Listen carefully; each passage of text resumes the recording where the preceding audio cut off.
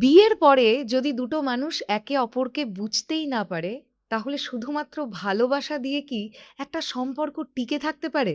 নাকি না বলা কিছু কথা বদলে দিতে পারে গোটা একটা জীবন? সম্প্রতি মুক্তি পাওয়া বাংলাদেশের নাটক 'হঠাৎ তুমি' এমনই একটি গল্প নিয়ে আমাদের সামনে এসেছে। নাটকটি কি সত্যিই দেখবার মতন? নাকি আর ১০ টা রোমান্টিক নাটকের মতোই? চলুন স্পয়লার ছাড়াই জেনে নেওয়া যাক।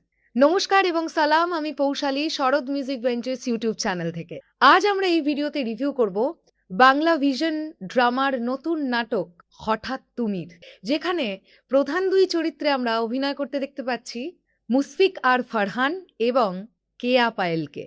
এবং এই নাটকটা পরিচালনা করেছেন রায়ান মাহমুদ। এই ভিডিওটাতে গল্পের কোনো স্পেশাল টুইস্ট রিভিল করা হবে না, তাই যারা এখনো নাটকটা দেখেননি নির্দ্বিধায় আমার এই রিভিউটা দেখতে পারেন। নাটকের গল্পটি আবর্তিত হচ্ছে এক নতুন দম্পতিকে কেন্দ্র করে।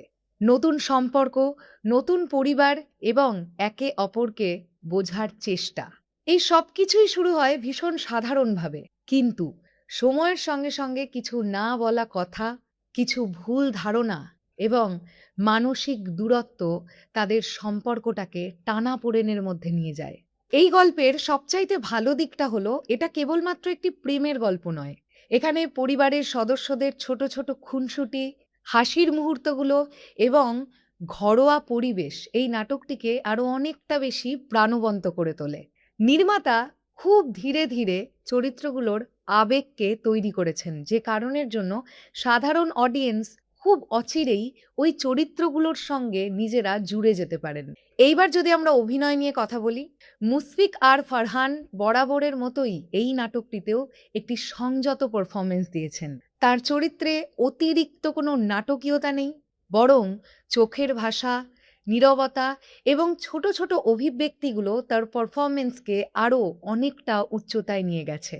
অন্যদিকে কেয়া পায়েলের কথা যদি বলি, তিনিও ভীষণ স্বাভাবিক এবং খুব সুন্দর অভিনয় করেছেন। তার অভিমান, দ্বিধা এবং আবেগের প্রকাশ ভীষণ স্বাভাবিক বলে মনে হয়েছে। দুজনের অনস্ক্রিন কেমিস্ট্রি অর্থাৎ মুশফিক আর ফারহান এবং কেয়া পায়েলের রসায়ন এই নাটকটার অনেকটা বড় একটা পজিটিভ দিক।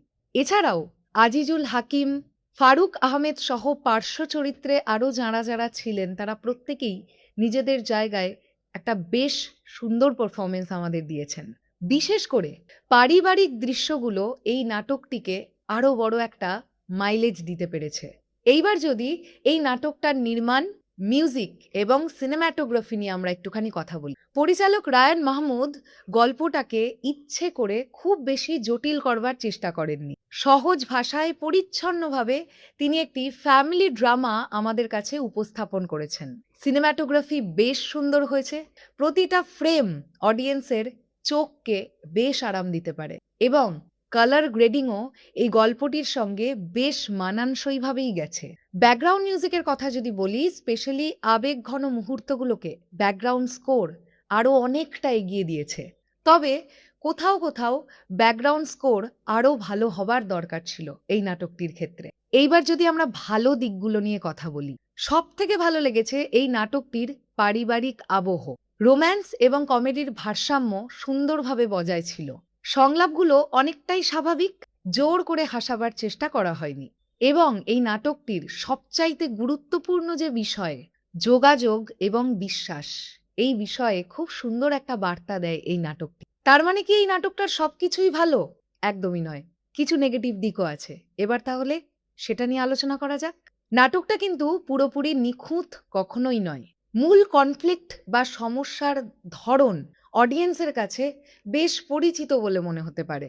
গল্পের কিছু মোমেন্ট আগে থেকেই অডিয়েন্স প্রেডিক্ট করতে পারে। যারা একেবারেই নতুন কিছু টুইস্ট আশা করবেন তারা কিছুটা হলেও আশাহত হতে পারেন। তবুও নির্মাণ এবং প্রত্যেকের অভিনয় এই নাটকটা বেশ পরিচিত একটা গল্পের নাটক হলেও বেশ উপভোগ্যই লাগে। যদি আপনি পরিচ্ছন্ন একটি পারিবারিক নাটক দেখতে চান, তাহলে এই নাটকটা অবশ্যই আপনার জন্য। খুব একটা খারাপ লাগবে না। তবে ব্যক্তিগতভাবে এই নাটকটিকে আমি ১০ এর মধ্যে ৮ রেটিং দিচ্ছি।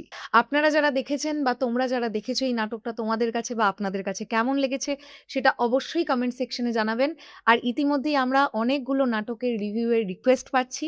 ডেফিনিটলি আমরা ধীরে, ধীরে সব নাটকগুলোর রিভিউ নিয়ে আসবো। আমাদের সঙ্গেই থাকবেন। আর কমেন্ট সেকশনে জানাতে ভুলবেন না যারা এই নাটকটা দেখেছেন আপনাদের কেমন লেগেছে। শেষ করলাম রিভিউ ভিডিওটা। আমি ছিলাম এতক্ষণ পৌশালী। ততক্ষণের জন্য সবাই ভালো থাকবেন। আমি খুব তাড়াতাড়ি আবারও ফিরছি নতুন একটি ভিডিও নিয়ে। টাটা!